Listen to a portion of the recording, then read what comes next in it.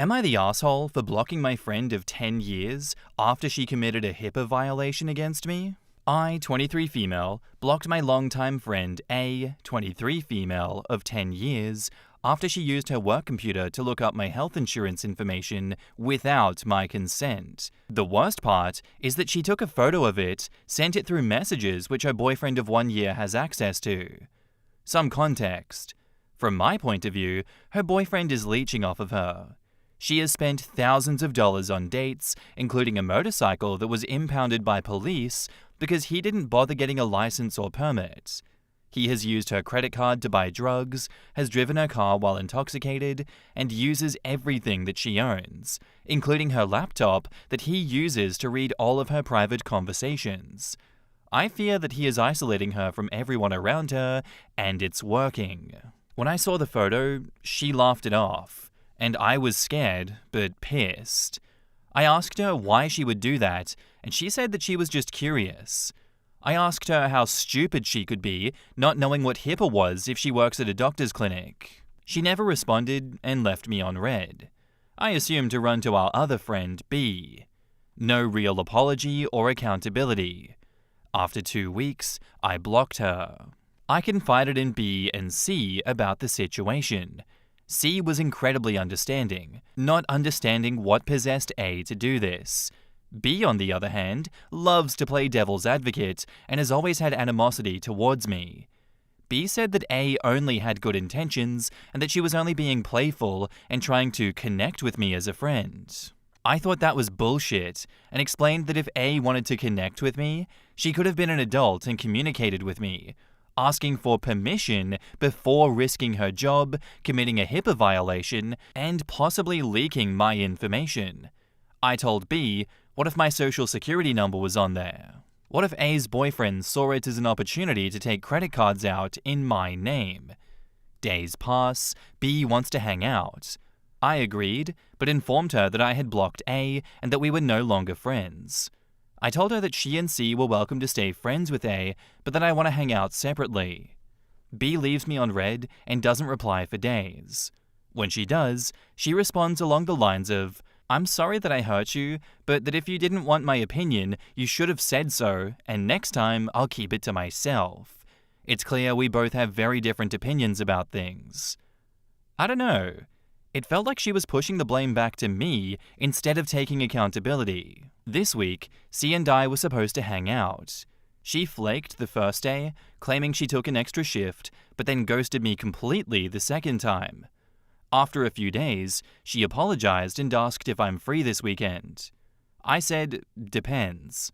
Have you heard from B? And she replied, yeah, I went out with her yesterday. Why? Did you want to do something with all of us together?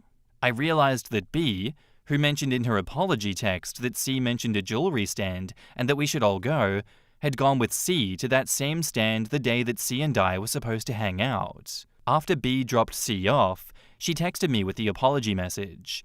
I've been trying to spend time with both, only to be ghosted and left behind. I feel like they used the opportunity to discuss things behind my back. Now I feel like I'm being iced out. I'm starting to feel like they're planning some intervention or ambush to get me to forgive A. The trust is gone, and I feel hurt. I've tried being honest and setting boundaries, but now I'm wondering if I'm being excluded for standing up for myself. Now I'm wondering, am I the asshole for blocking A over this? And would I be the asshole if I distanced myself from B and C too? In the comments, Proofreader says, please report her to her workplace. She obviously has no idea about medical confidentiality, and she's incredibly unprofessional. OP says, already did through my insurance. Club Glittering replies, don't just rely on your insurance. Report her to her employer. What they said, OP, I don't understand why you only reported this to your insurance. Unless your friend works for them? Otherwise, your insurance can't do anything about this because they're not directly involved. You need to actually report this person to the office that she works at because this is a serious breach of conduct. You don't fuck with HIPAA. You need to speak with the practice manager at the office she works for to report this security breach. Her employer needs to know that your PHI is floating out there because of their employee. OP says, At the time, I thought the insurance would take care of it, but I see now that I should have reported it to her workplace. I will be doing that on Monday and making sure something happens. Also, report into your state's medical system, just in case her employer tries to bury the violation to cover their own ass. If A's employer tried to cover it up and HHS found out later, they would be in trouble for both the breach and failing to address the issue. I'm the HIPAA compliance officer for my organization, and if I were told this had happened and OP showed me the proof, A's ass would be out of the door so fast they would leave fire trails and smoke, like a Roadrunner cartoon. Just every time HIPAA comes up, it is not an am I the asshole situation anymore. Why is OP framing it like this? Oh no, am I the asshole for allowing them to get away with like a serious offense? A serious crime? I blocked her. That should be enough, right? Like, no, OP, please. I love that you're standing up for yourself. I love that you have a spine and you're doing everything correct in this situation, but get her ass. Get her ass. What has she done for you? Nothing. She's not even laying low and being a normal person that gets out of the way and is forever grateful that you are not violating her ass to HIPAA. She's taking your silence as, oh, hell yeah, I can keep stepping on you from the shadows. Let me just poison these other two friends against you because you're not man enough to take me up to HIPAA. I'm just gonna walk all over you. And maybe B is the one poisoning C against you, but in this instance, I think it's much more likely that A is more involved than anyone else here. She's stupid enough to leak her information like that and put you in harm's way of so many different things. She, to me, is definitely stupid enough to push her luck. Get her ass. And now, on to the update. After posting, I filed an official HIPAA complaint through the OCR website after many comments suggested it. I also reflected on this friend group and realized we'd all been drifting apart for some time now. Even before this incident, Alice and I were growing apart. Bella started showing more signs of animosity and resentment here and there, but Cassie? We were actually growing closer, so when she started ghosting me, I was left hurt and confused. Later, Bella sent me a text inviting me to a group hangout with some of her friends, including Cassie, but not Alice. I assumed this was an intervention disguised as a hangout to maybe mend things between Alice, but I can't be for certain. I replied that while I appreciate the thought, I wasn't comfortable hanging out and didn't like how some of the things were handled or said, especially since Bella tried shifting the blame to me when she texted me an apology, quote-unquote, beforehand. I also said that I needed space to reevaluate some things, but I told her to have fun and to stay safe. She replied, wishing me the best, but if I needed anything, she was going to be waiting for me while respecting my need for space. I haven't reached out since, but I've been thinking about it. Weeks passed, and I was still stuck up on the situation. My sister-in-law got tired and finally asked me why I couldn't let it go. After taking some time to reflect on the reasons and my choices, I put my big girl pants on and made the decision to call. I called, got connected to the manager, and explained what happened. I offered to email the screenshots, and because of the small size of the clinic, they had to create a completely new email so I could send everything. The next day, I received an email explaining that the clinic would be starting their investigation days earlier than they initially said. Days passed, and I received a conclusion email giving me their thanks for having the courage to report and what they did. They put Alice on leave and reviewed the logs for several days. They brought her in for an HR meeting and decided on training Alice with some HIPAA training and putting in measures so that this will never happen again. I'm sure this isn't the update many expected or hoped for. I did what many recommended, but the decision was ultimately up to the clinic. I hope this was a wake-up call for Alice. I haven't heard anything from Alice, Bella, or Cassie since. My thoughts are that Alice made a stupid and careless mistake that nearly costed her job and ended our friendship. She's always had the habit of making careless mistakes without thinking or caring about the consequences until they came. As for her boyfriend, I don't know him that well, but I've seen red flags that he's presented in person and from what Alice has told me. For why I didn't tell her, She's the type to not listen or make excuses about her relationship. Besides, I wouldn't be the first friend to drop her because of her behavior once she started dating her boyfriend. I also want to briefly say that when writing my original post, it was 4 a.m. and I was shaking with anxiety at the realization that I just lost my closest friends of a decade. I regret how messy it sounded, with more gossip and ranting than actual facts of what happened, and I apologize for that. I hope that this update shows that I actually took the time to process things and approach it with more maturity than my first one. Thank you to everyone who responded to my original post with advice, support, and even criticism. I think the blunt comments calling me a doormat were the most helpful in helping me reflect about everything. I know it took me some time, but in the end, I called and got some closure. I think this whole situation pushed me to improve myself for the better, not just as a person, but to be better friends to the future friends I'll meet. Thanks for reading. And at this moment, it'll probably be my only update unless something significant happens. There were a lot of questions, so here's some clarification. Why did she look up my information and take a photo? I've been dealing with health issues that are progressively getting worse, and I have no answers and had no decent doctor. I think she took it upon herself to try and help by looking up my health insurance information. When asked why, she texted she was curious. I know she had good intentions, but I never gave her permission to look up my info or take a photo. If Alice had just asked me, I would have said no since I didn't want her jeopardizing her job, but also, if she only would have asked me, I would have let her know that I already had found a new doctor. Who did she send the photo to? As far as I know, just me. But her boyfriend uses her laptop and basically everything she owns. I believe he's read our conversations, which I had no clue until he brought up my health concerns that I confided in Alice, and has also sent me a few messages not clarifying it was him. So there was a very real possibility he saw the photo. More info, my social security number was not in the photo. I only said, what if it was? If it was, it would have been more serious.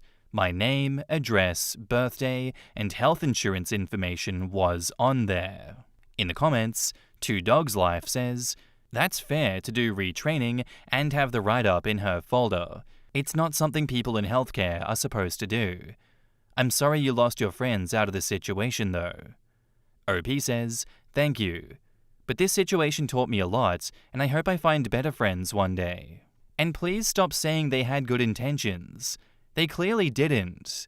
Good intentions would have been asking OP first if she would be okay with them doing some digging to try and help. Happy Wolverine says, you did right by reporting the HIPAA violation. You were also right in realizing that your friends were really no longer real friends anymore. You're at an age where big life changes happen, and old friends often go by the wayside as we come to find others that are more closely aligned with where we see ourselves in the grand scheme of things. You'll be fine. Keep the good memories and just let those women go their own ways. OP says, thank you for this. It was hard since I knew them for so long, but I saw the signs but didn't want to admit to myself that we were all growing apart. Unicorn Stud Rainbow says, take this as a sign to not coast in your social life and find new friends and acquaintances who align more with you and where you are in your life. I think that's some good advice to end on. I think as much as we can coast along in life and in our careers, we very much also can and do coast along in our social lives. That advice obviously doesn't apply to everyone, but I can relate to that. I can relate to not having as many friends as I think I would like to have in my life, and it's always good to hear advice like that and how to go about finding my tribe. Outside of that, I think it is great that OP did report the HIPAA violation. I would have liked to see her be fired for that, though I know that's not always realistic. To me, it did kind of seem malicious what Alice did there. And I would like to think that Alice deserved more punishment than what she was given, but that doesn't always happen. Things don't always go the way you think they deserve to go. Thank you for the story. Thank you for the update. All the best at finding new friends that won't pull this shit on you, OP. Thank you.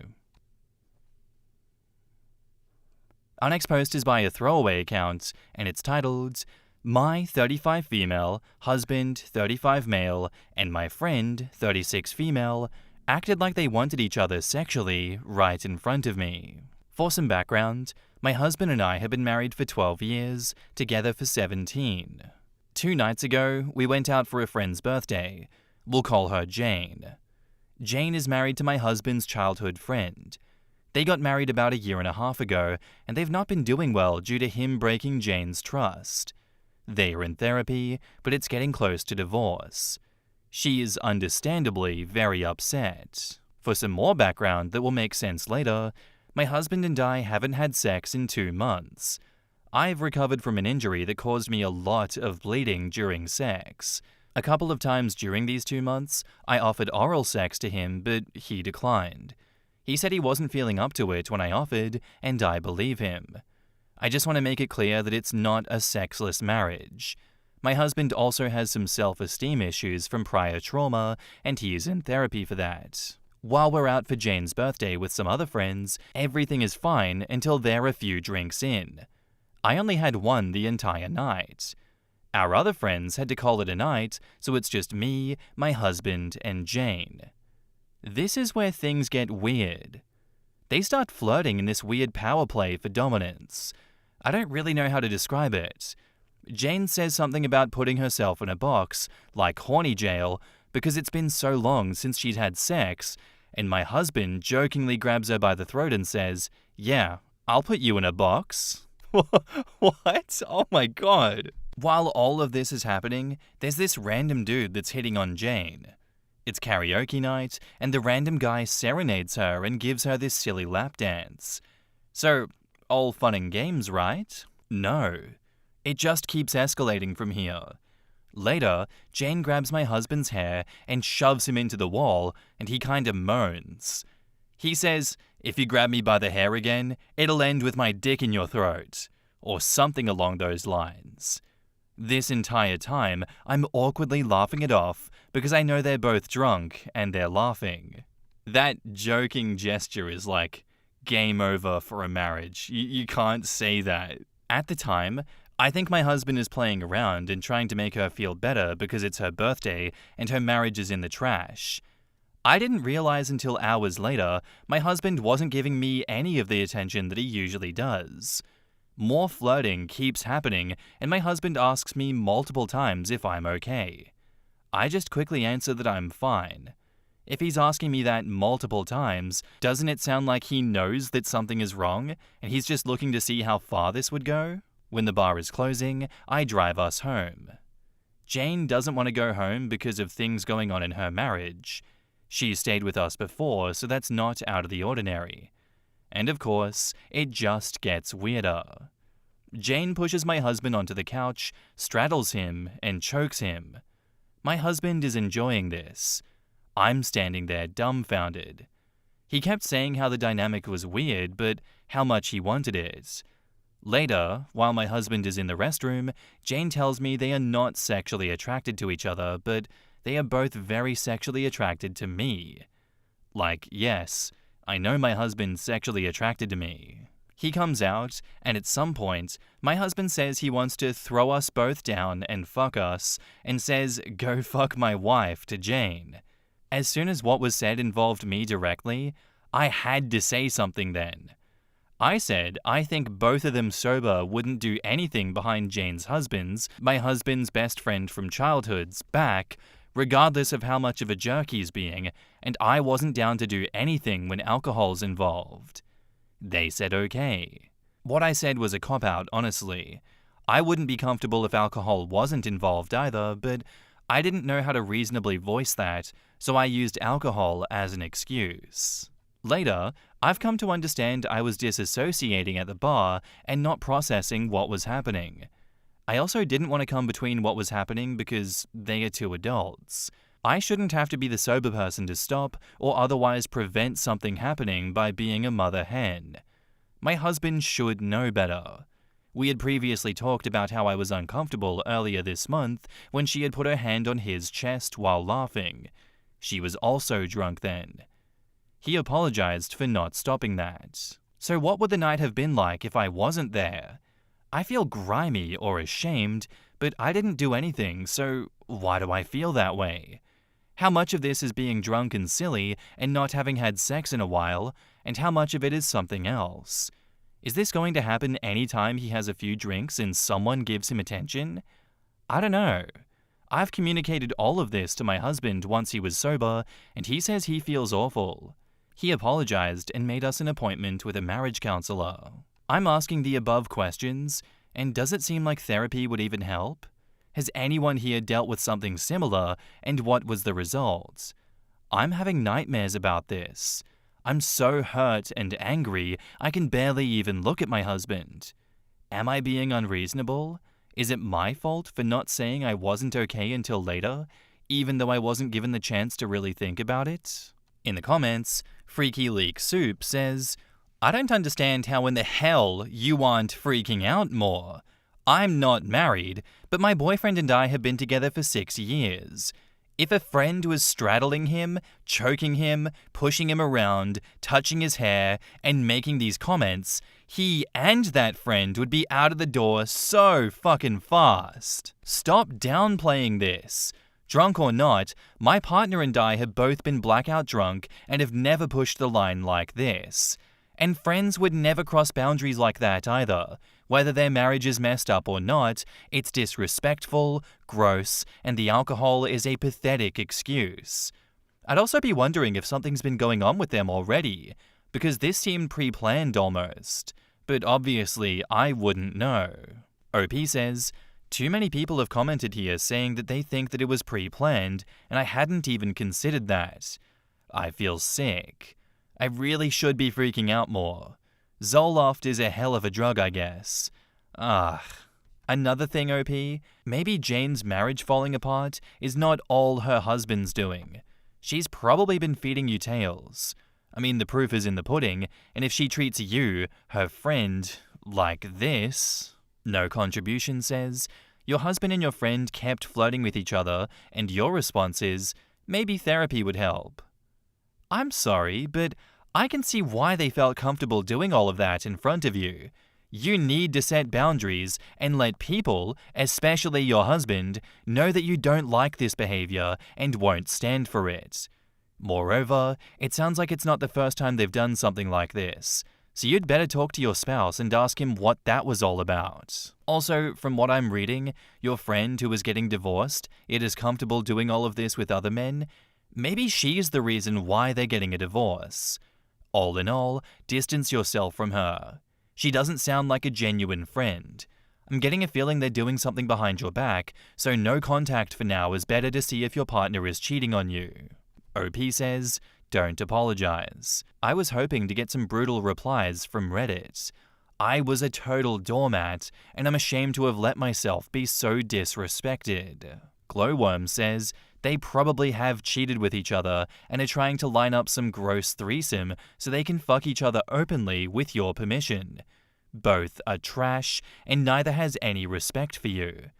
Unbelievable your husband would entertain or say that shit, and it's clearly happened before, otherwise he wouldn't have been so easy to go with it. OP replies, what you're saying are the things I'm afraid of, that they've done something before already.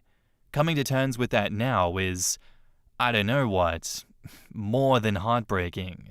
They are way too comfortable with each other to not have some sexual history here. Either they've talked about it or done it. I'm gonna lean on they've talked about it with a good chance that they have done it, because that was a crazy amount of disrespect that they were showing and just outright disregard for either's relationships. The husband especially, no regard for his marriage in front of his wife. As I said before, that is instant divorce territory. That's not even go to marriage counseling about it. You said you want to shove your dick down another woman's throat in front of your wife. That was on top of everything else that happened, and then everything else that preceded it. That is divorce territory. I would be surprised if OP doesn't divorce him after this. I know you've been together for 17 years. I understand that, but how you don't divorce someone for doing that would boggle my mind. I don't care if people say, wow, you're throwing divorce around like it's nothing. If you're going to comment that, would you be happy if your partner did that in front of you? Would you seriously not divorce them for that? Would you be able to get past something like this? Because I for sure could not, and I would not put up with that amount of disrespect. And now, onto the update. I don't really have much to add, but I know people are asking for an update. The first therapy session went well. My husband is genuinely remorseful and has no problem never communicating with Jane ever again. I'm doing my best to work through how I feel about all of this and not compartmentalize. Time and hard work will tell if our relationship survives. I've not had a conversation with Jane yet, but I know I need to. She's asked me to go to lunch or dinner, just us. But I've had a migraine when she wanted to go, so that was cancelled. I've had one session with my own therapist so far, and I feel like I'll be better equipped to handle that conversation once I've had a couple of sessions. If people want to know how that goes, I guess I'll comment on this post and post it to my profile, since only one update is allowed. As far as I know, Jane has asked her husband for a divorce. I only know this because he messaged my husband about it. Jane has not told her soon-to-be ex-husband what happened on her birthday, and my husband wants to tell him, of course. I'm not sure when that will happen, but it definitely needs to. Since they're already getting divorced, I could see how people might feel like that would just be adding salt to his wounds, but he had the right to know. I'll also post a comment when that happens, and post it to my profile. I think that's everything. Just a few developments to share. Edit. Forgot to add, apparently, Jane said to my husband in the car next morning, if I was sober, I would have fucked you. He said he just kept driving stone-faced. Also, my doorbell camera caught her asking him, do you think I fucked up? I haven't formulated what I'm going to say to her about this yet. In the comments, Professional Drama says, Jane said to my husband in the car next morning, yada yada yada, why the hell was he in the car with her after everything? Sorry, but your husband's also trash, right? My thoughts exactly. After all of that, he drives her home alone? What? Woman, your friend literally told your husband she would have slept with him sober, and your husband was out here moaning, choking, and talking about threesomes with her right in front of you. That's not a mistake. He is literally showing you who he really is when he thinks he can get away with it. Therapy or not, he disrespected you in the most humiliating way possible. Jane isn't a friend, and your husband isn't a life partner. You don't need to save the marriage, but you need to save yourself.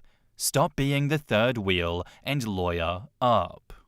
Hey Reddit, hey guys, so my marriage is literally perfect in every single way. He is the most loving, perfect person ever, except for this one birthday party that we went to. But also just let me downplay it a little bit because literally everything else about us is perfect. But he wanted to have a threesome with this other woman in front of me, and he moaned when she choked him up against the wall. But literally everything else is perfect in our life. Literally everything, except for this one night. But we're just gonna go to therapy and ignore that one. OP, leave him. I don't want any more updates. I don't want to hear it. This update further solidifies that you should leave him. Why was he driving her home in the car, alone? There's no trust there. Why did you trust him to do that? And she said that she would have fucked him if she was sober. Well, she was pretty sober in the car, wasn't she? How do you know that it didn't happen? How can you trust these people? Not judging, just saying, I think it'd be in your best interest to leave this man. He is not the same person you married 12 years ago. People change, for the worse sometimes. And that's okay, these things happen. You just protect yourself when you recognize that the situation is no longer sustainable for you and will not get better. I don't believe it will. Thank you for the post. Thank you for the update. Good luck out there. Anyway, guys, that's where I'm going to end today's episode. I do hope you enjoyed. If you did, let me know what you thought of it in the comments down below, and I'll see you in the next one. Bye.